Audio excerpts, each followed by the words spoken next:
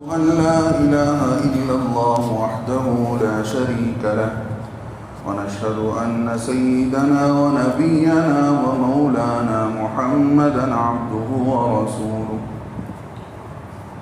أما بعد فأعوذ بالله من الشيطان الرجيم.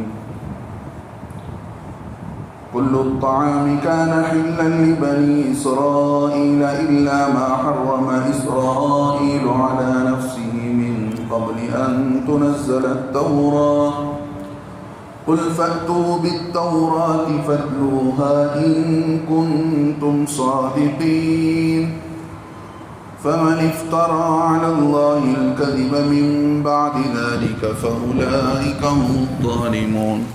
قل صدق الله فاتبعوا ملة إبراهيم حنيفا وما كان من المشركين.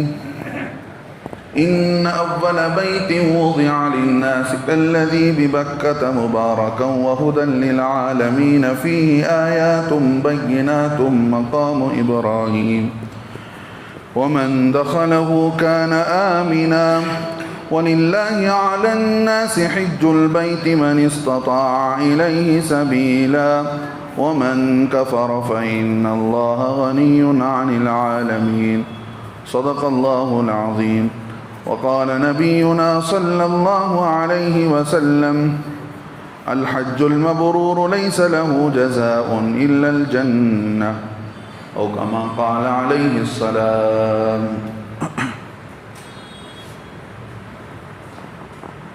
بزرگان دین،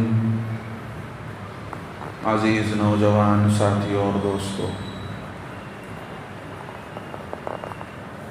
اللہ تبارک و تعالی نے ہم سب کے لیے دین اسلام کی جو 5 بنیادی باتیں بتائی ہیں، ان بنیادی چیزوں میں سے ایک چیز حج بیت اللہ ہے. اللہ کے گھر کا حج کرنا اللہ نے اس آدمی پر فرض کیا ہے جو آدمی وہاں تک پہنچنے کی طاقت رکھتا ہو اور راستے کے اخراجات کو وہ برداشت کر سکتا ہو اور وہاں تک پہنچنا اس کا آسان ہو.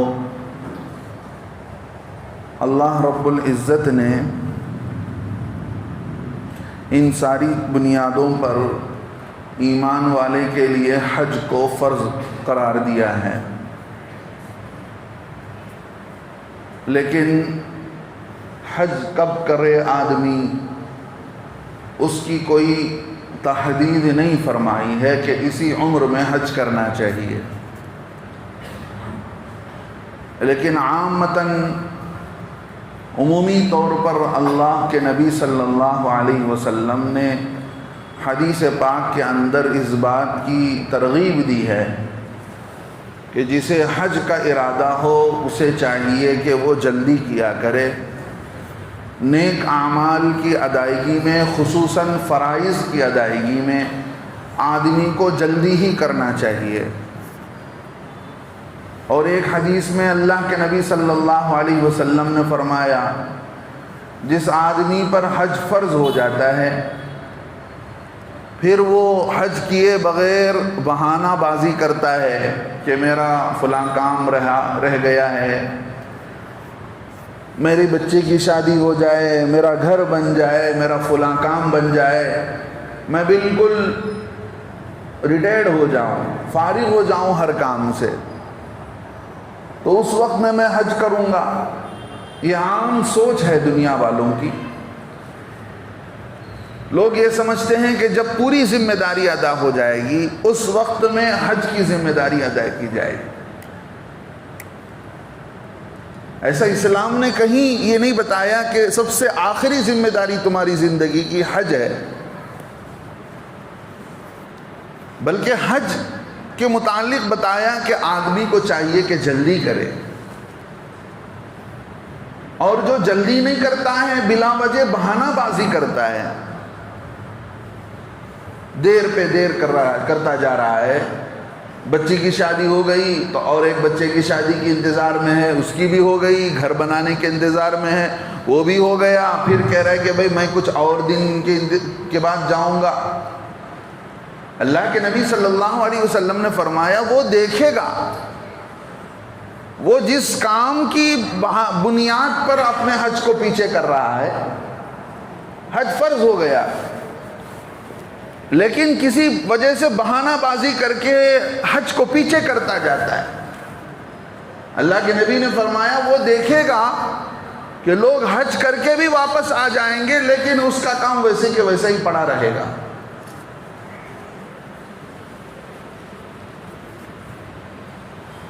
تو میرے دوستو بزرگوں، حج ایک اہم عمل ہے، فریضہ ہے، ذمہ داری ہے۔ جس کے پاس اتنا مال ہے، آج کے اعتبار سے کسی کے پاس 3.5 لاکھ روپیہ ہے، پھر بھی وہ حج کے لیے اپلائی نہیں کرتا ہے، حج کے لیے کوشش نہیں کرتا ہے، تو وہ بہت بڑی غلطی کر رہا ہے۔ حج کی ادائیگی میں، فریضے کی ادائیگی میں دیر کر رہا ہے، جس کی وجہ سے اس کے کام جلدی نہیں ہوں گے۔ کسی بہانے سے اپنے کام کی وجہ سے حج کو ٹال مٹول کرتا ہے تو اس کے کام جلدی سے پورے نہیں ہوں گے۔ اللہ کے نبی کا فرمان ہے کہ وہ دیکھ لے گا کہ اس کے کام ویسے ہی رہ جائیں گے، لوگ حج کو بھی جا کر آ جائیں گے۔ نمبر 2، حج کے لیے آدمی کو صحت چاہیے، بھاگ دوڑ، کوشش۔ آدمی مینا سے، مکے سے مینا کو جا رہا ہے، مینا سے عرفات کو جا رہا ہے، عرفات سے مزدلفہ آ رہا ہے، مزدلفات سے اب پھر مینا آ کر کے شیطان کو کنکر مار رہا ہے، اب پھر قربانی دیا، پھر جو ہے بال کٹوائے، پھر طواف زیارت، پھر جو ہے حج کا طواف کیا، حج کی سعی کی، پھر جا کر 3 دن جو ہے شیطان کے کنکر مار رہا ہے۔ ایک ایسا پروسیس ہے جس کے لیے آدمی کو صحت چاہیے۔ جب آدمی ریٹائرڈ ہو کر جائے گا، ابو 50 ایج کے بعد جائے گا، وہ کیا جا کر عمل کرے گا؟ ہم ہندوستانی لوگ تو زندگی میں ایک ہی مرتبہ حج کرتے ہیں، اس سے آگے حج کرنا سوچتے بھی نہیں ہم لوگ۔ ایک مرتبہ حج کر لیا، بس ذمہ داری ادا۔ وہ ایک حج بھی ایسا ناقص حج کہ آدمی کے ارکان پورے نہیں ہوتے ہیں، اعمال پورے نہیں ہوتے ہیں حج کے۔ حج تو ادا ہو جائے گا لیکن اللہ کے یہاں مقبول ہونا بھی تو ضروری ہے۔ حج کے اعمال اللہ کے ہاں مقبول ہو جائیں، اللہ اسے قبول کر لے، اللہ اسے اوکے کر لے، یہ بھی تو ضروری ہے۔ بالکل ایسی عمر میں بیوی بھی بوڑھی ہو گئی، میاں بھی بوڑھا ہو گیا، نہ یہ اس کے سہارا بن سکتی ہے نہ وہ اس کے کام آ سکتا ہے، دونوں کسی کے محتاج ہیں۔ ایسی عمر میں سارے جوان مل کر ان کو ودا کرتے ہیں اور رو رو کر کے ودا کرتے ہیں، کہیں اللہ کے راستے میں ہی قبول نہ ہو جائیں، صحیح سلامتی واپس آنے کی دعا دے کر بھیجتے ہیں۔ حج جوانی کی عبادت ہے۔ اللہ کے نبی صلی اللہ علیہ وسلم نے فرمایا من اراد الحج فلیتعجل، جسے حج کا ارادہ کر لیتا ہے اسے چاہیے کہ وہ حج کرنے میں جلدی کرے۔ کیا پتا آج جو مال ہے کل نہ ہو، آج جو مال آپ کے پاس ہے، آپ نے اس مال سے حج کرنے کا ارادہ کیا، وہ کل نہیں ہوگا، خرچ ہو جائے گا، کوئی اور ضروریات میں لگ جائے گا۔ کیا معلوم اب جو صحت ہے وہ بعد میں نہ رہے، کیا معلوم آج جو ہم فری ہیں حج کے لیے جا سکتے ہیں، سال 2 سال کے بعد اور بزی ہو جائیں، کوئی بھی چیز عوارض آ سکتی ہے، یہ دنیا ہے۔ آج جیسا کل نہیں ہوتا، کل جیسا پرسوں نہیں ہوتا، کل کیا ہوگا، ما تدری نفس ماذا تکسب غدا، اللہ فرماتے ہیں کسی کو نہیں پتا ہے اس کے ساتھ کل کیا ہونے والا ہے۔ زمانہ ٹالتے ہیں لوگ، حضرت بچی کی شادی ہو جائے، میرا گھر بن جائے، میرا یہ ہو جائے، میرا وہ ہو جائے۔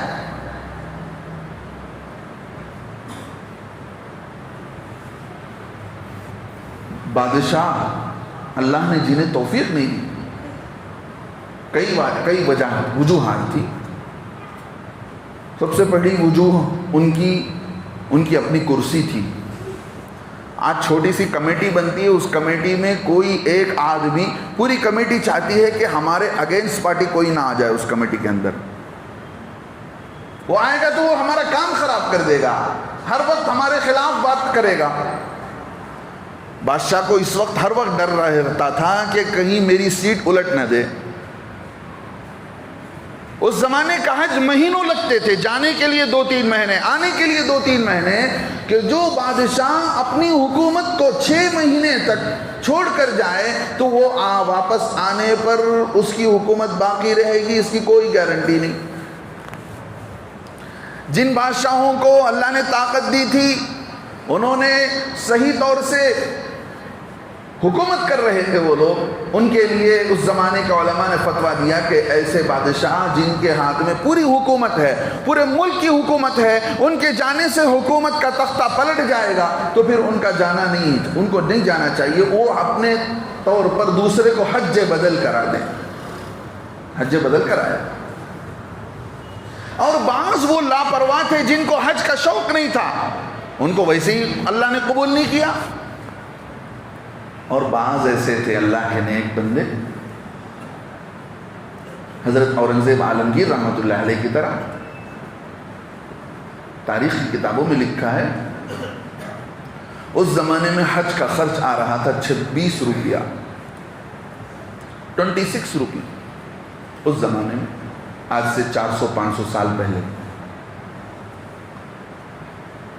لیکن سرکاری خزانے کو, گورنمنٹ کے پیسے کو اپنے لیے ناجائز سمجھتے تھے. اسی وجہ سے کپڑا سل رہے ہیں اور قرآن لکھ کر فروخت کر رہے ہیں, ٹوپیاں بنا کر بیچ رہے ہیں اور اپنا گھر چلا رہے ہیں. اورنگزیب عالمگیر رحمۃ اللہ علیہ, ان کے پاس اپنا ذاتی پیسہ 26 روپیہ ان کے پاس نہیں ہے حج کرنے کے لیے. اور جو گورنمنٹ کا پیسہ ہے اس کو اپنے لیے جائز نہیں سمجھتے تھے. وہ سمجھتے تھے بھئی پورے دنیا سب لوگوں کا پیسہ ہے, میں کیسے اس کو اپنے اون یوز کر سکتا ہوں. ایسے اللہ والے بھی تھے. تو میرے دوستو بزرگوں, آدمی کو کوشش کرنا چاہیے. آدمی کوشش کرتا ہے, اللہ راہیں کھولتے ہیں. ورنہ ہم نے بہت لوگوں کو دیکھا جو بیماری کے زمانے میں, بڑھاپے کے زمانے میں پہنچتے, ان سے اعمال نہیں ہوتے, ان سے طواف نہیں ہوتا, ان سے سعی نہیں ہوتی, وہ دوسروں کے محتاج ہو جاتے ہیں, ویل چیئر کے محتاج ہو جاتے ہیں, پیسے دے دے کر کے, یا کسی ان کے نام سے کسی دوسرے کو شیطان کو کنکر مارنا پڑتا ہے, حج ان کے طرف سے دوسرے کو طواف کرنا پڑتا ہے. زندگی میں ایک مرتبہ کر رہے ہیں, وہ بھی اس طرح کا حج.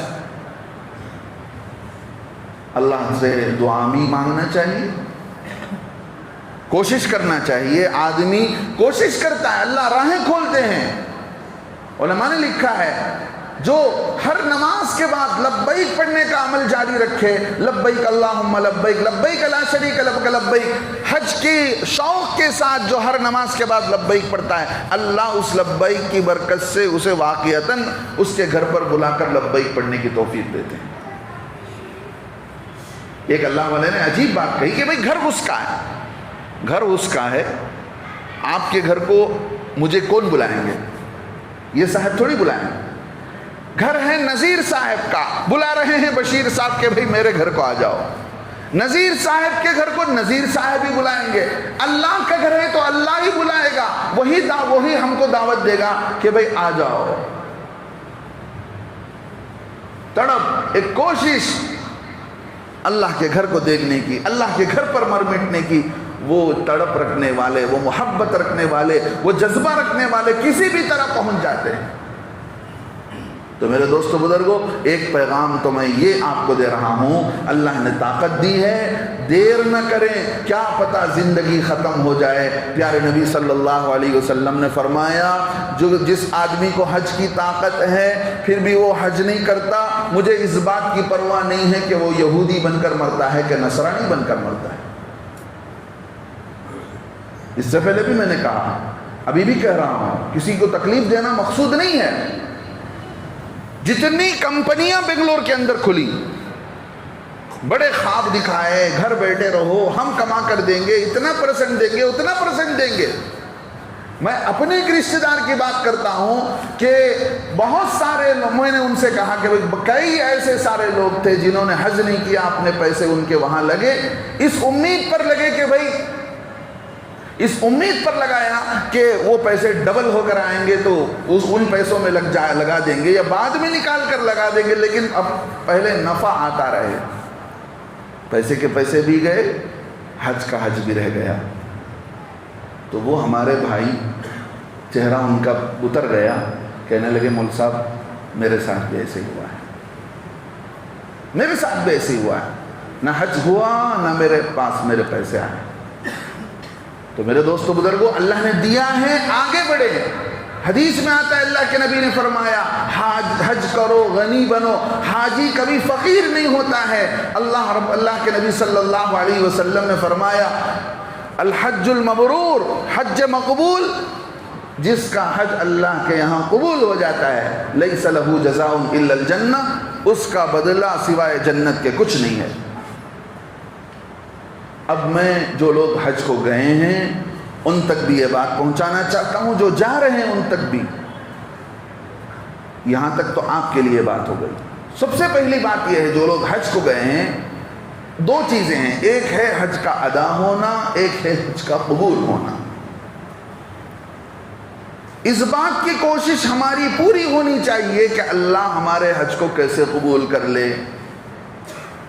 حج کے لیے جتنے ٹریننگ کیمپ لگائے جاتے ہیں وہاں پر تو حج کے ادائیگی پر بتایا جاتا ہے کہ ایسے کرنا ہے، یہ کرنا ہے، اور بعض لوگ جو نئے نئے شوق رکھ کر، جذبہ رکھ کر، ہر ایک اپنے اپنے اعتبار سے سمجھا رہے ہیں۔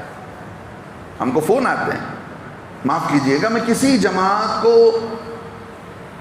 نشانہ نہیں بناتا ہوں، مان لیجئے جماعت اہل حدیث کی طرف سے تربیت ٹریننگ کیمپ کیا جا رہا ہے، وہ اپنے انداز سے سمجھا رہے ہیں۔ کوئی ان کو ہمارے حنفی بھائی کو وہاں پر لے کر پہنچ گیا، وہ جا کر مسئلہ سنا، پھر وہ اگر کسی دوسری جگہ جاتا ہے جہاں پر علماء سمجھا رہے ہیں، وہاں کنفیوزنگ ہوتی ہے اس کو، اور ایک کیمپ لگ رہا ہے وہاں پر کوئی جماعت اسلامی کے لوگ سمجھا رہے ہیں، ادھر علماء سمجھا رہے ہیں۔ حج کے عمل کو اتنا مشکل بنا دیا گیا، کیمپ لگا کر، ٹریننگ دے کر کے، اتنی کنفیوزنگ لے کر حاجی جاتا ہے جیسے میت کو نہلانا بہت آسان عمل ہے۔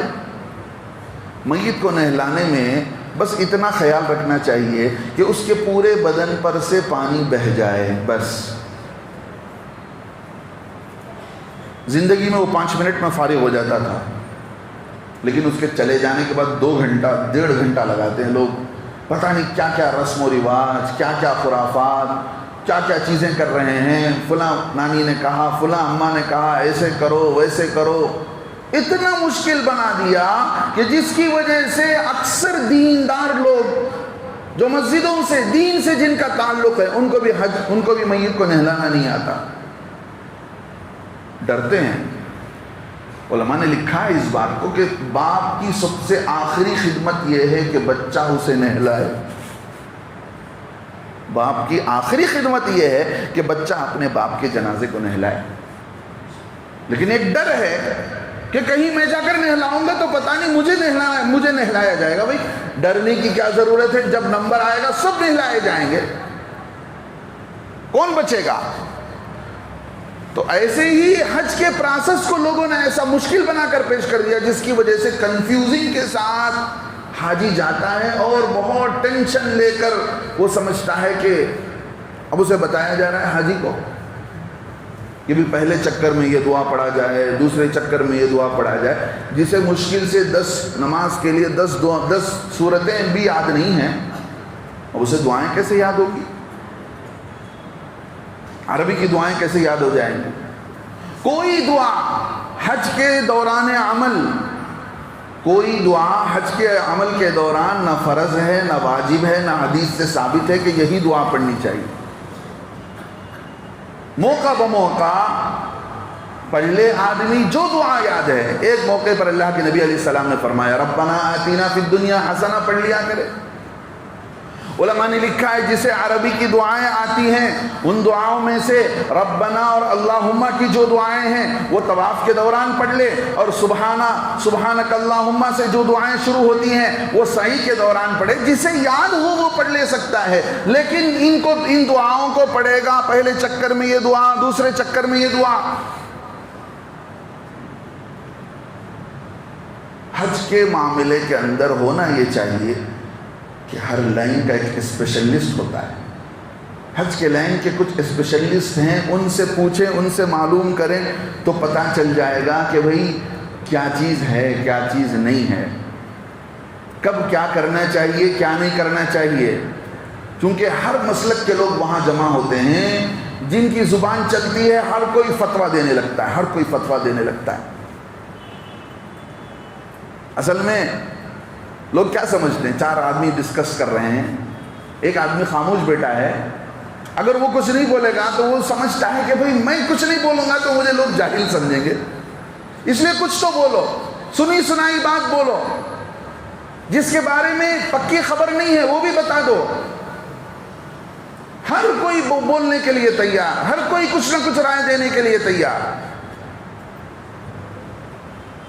امام مالک رحمۃ اللہ علیہ اپنے زمانے کے بڑے عالم گزرے ہیں، ان کے متعلق لکھا ہے مدینے میں بیٹھے ہوئے تھے، لوگوں کی لائن لگی ہوئی ہے ان سے مسائل معلوم کرنے کے لیے، اکثر مسئلے کے بارے میں کہہ رہے تھے لا ادری مجھے نہیں معلوم، لا ادری مجھے نہیں معلوم۔ امام مالک جن کی حدیث کی کتاب موجود، جن کے مسلک کی پیروی کرنے والے شمالی افریقہ کے لوگ موجود ہیں، لیکن اتنے بڑے امام مدینے کے ہیں، امام مالک رحمۃ اللہ علیہ، امام مالک ابن انس، وہ فرماتے ہیں لا ادری مجھے نہیں معلوم، مجھے نہیں معلوم، اس لیے کہ یہ کہہ دینا کہ میں نہیں جانتا ہوں، حدیث میں بتایا گیا کہ یہ بھی آدھا علم ہے۔ کس سے کہا گیا؟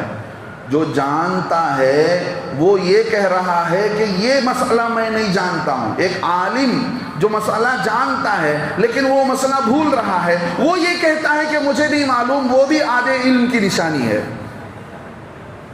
جن کو کچھ نہیں پتا، سنی سنائی باتیں ہوتے ہیں، یوٹیوب پر سن لیا، فیس بک پر سن لیا، فلاں سے سن لیا، فلاں کتاب میں پڑھ لیا، پھٹ سے منہ کھول لیتے ہیں۔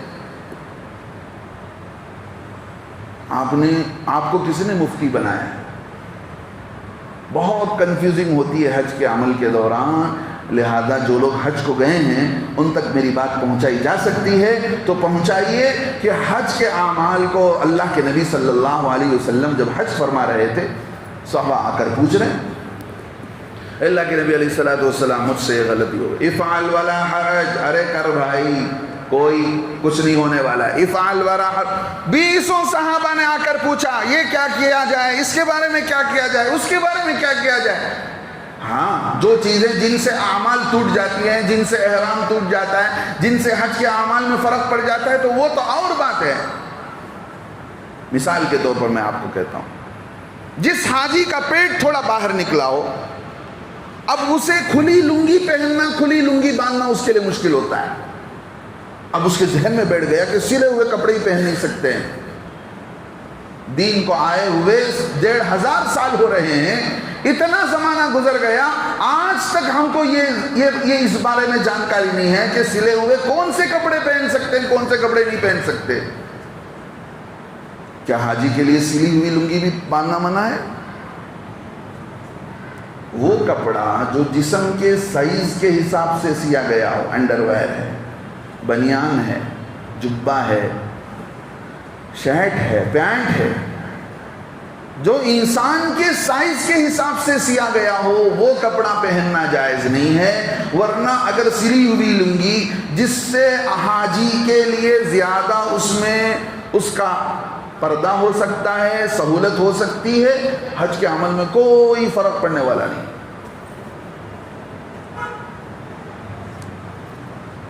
عورت ہے، مثال کے طور مثال دیتا ہوں، عورت ہے، اب عورت کو ہمیشہ یہ ٹینشن ہو رہا ہے حج کے سفر کے دوران میں ناپاک ہو جاؤں گی تو کیا ہو جائے گا، میرا پورا حج کا عمل، اب وہ دوائیں پر دوائیں کھائی جا رہی ہے، اب اس کا ری ایکشن بھی ہوتا ہے۔ یہاں آ کر پھر ڈاکٹروں کے پیچھے پھرو کہ میں حج کو گئی، یہ دوائی کھانے کے لیے، مینسس روکنے کے لیے میں نے یہ دوائی کھائی، اب بھاگی جا رہی ہے ڈاکٹروں کے پاس۔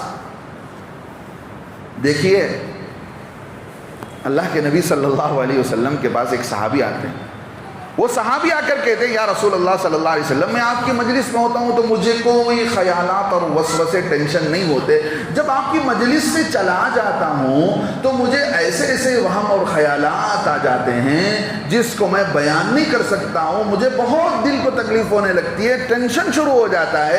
اللہ کے نبی علیہ السلام نے محبت سے پوچھا بھائی بتاؤ کیا خیالات آتے ہیں؟ اللہ کے نبی میں نہیں بتا سکتا، اگر مجھے جل جانا پڑے تو میں جل جاؤں گا، لیکن میں آپ کو یہ نہیں بتاؤں گا کہ مجھے کیا کیا وساوس آتے ہیں، خیالات آتے ہیں۔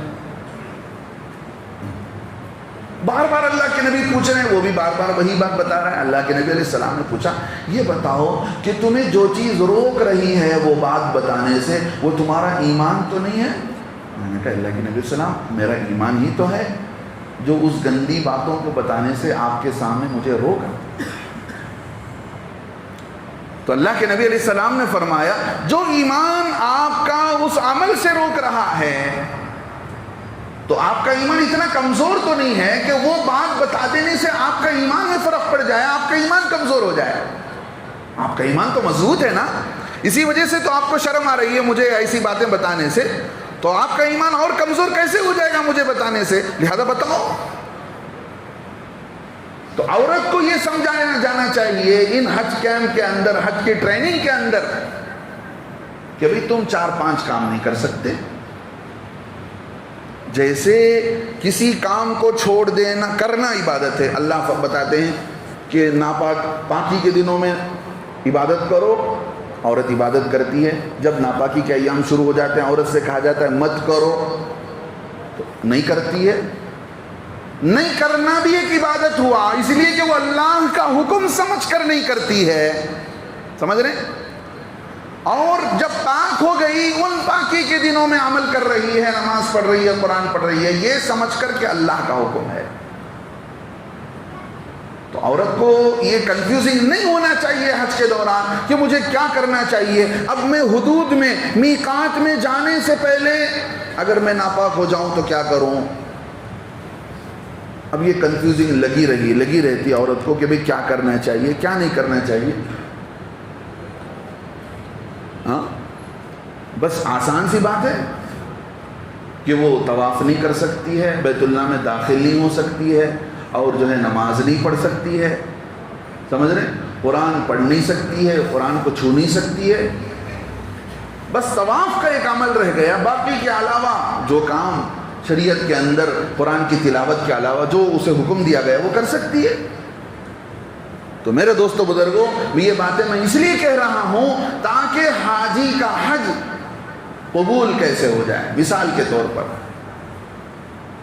ایک آدمی حرام مال سے حج کر رہا ہے، اس کا حج ادا ہوگا کہ نہیں؟ دیکھیے دو پروسیس جسے میں نے بتایا، ایک ہے نماز کا ادا ہونا، ایک ہے نماز کا قبول ہونا۔ کوئی بھی جماعت کے لوگ جاتے ہیں، جا کر بلاتے ہیں بھائی نماز کو آ جاؤ، نماز پڑھ لو، وہ کہتا ہے حضرت نماز میں دل ہی نہیں لگتا، مسجد میں دل ہی نہیں، بھائی دل نہیں لگا تو کیا ہوا، نماز تو پڑھ لو۔ انہیں کہنا یہ چاہیے کہ بھئی دل لگے نہ لگے تمہاری نماز تو ادا ہو جائے گی، نماز کے ادا ہونے میں دل لگانے کی ضرورت نہیں ہے، اتنا بڑا عمل حج کا فرض کا ایک عمل نماز کا ادا ہو جائے گا، لیکن قبول ہوگا کہ نہیں ہوگا وہ بات کا پروسیس ہے۔ ایک آدمی غلط مال سے حج کر رہا ہے، اس کا حج ادا تو ہو جاتا ہے لیکن اس کا حج قبول نہیں ہوگا۔ سمجھ رہے ہیں آپ بات کو؟ میں یہ نہیں کہہ رہا ہوں کہ غلط مال لے کر آپ حج کریں، اللہ سب کی حفاظت فرمائے۔ کوئی اپنے غلط مال کو صحیح مال سمجھ کر حج کر رہا ہے تو اس کا حج تو ہو جائے گا، لیکن حج کا ادا ہونا الگ ہے، اللہ کے ہاں اس کے عمل کو اوکے کرنا الگ ہے، اس حج پر ثواب ملنا۔ اس حج کے بارے میں اللہ کے نبی نے کیا فرق بتایا کہ جو عمل قبول ہو جائے، جو حج قبول ہو جائے اس کا بدلہ جنت ہے۔ سمجھ رہے ہیں؟ تو میرے دوستو بزرگوں، آدمی کا عمل کیسے ادا ہو، جہاں اس پر فوکس کیا جاتا ہے، ایسے ہی حاجی کو اس پر بھی فوکس کرنا چاہیے کہ اس کا حج کیسے مقبول ہو جائے، اللہ کے یہاں وہ کیسے سلیکٹ ہو جائے۔ اس کا حج جیسے اور حاجیوں کا حج اللہ کے یہاں سلیکٹ کیا جاتا ہے، ایسے ہی اس کا حج بھی کیسے سلیکٹ ہو جائے، اس کو اس بات کی فکر ہونی چاہیے۔ بہت ٹینشن لے کر لوگ جاتے ہیں، یہاں سے آسان بنا کر نہیں پیش کیا جاتا، جس کی وجہ سے حاجی وہاں عمل بھی کر رہا ہے، کنفیوز بھی ہو رہا ہے، اتنے بڑے مجمع میں کس سے رابطہ کرے، کس سے نہ پوچھے۔ اور حج کا عمل معلوم ہے آپ کو، حج کا عمل ایسا ہے جو بار بار کرتے رہتے ہیں، جو علماء انہی کے سامنے سارے مسائل ہوتے ہیں۔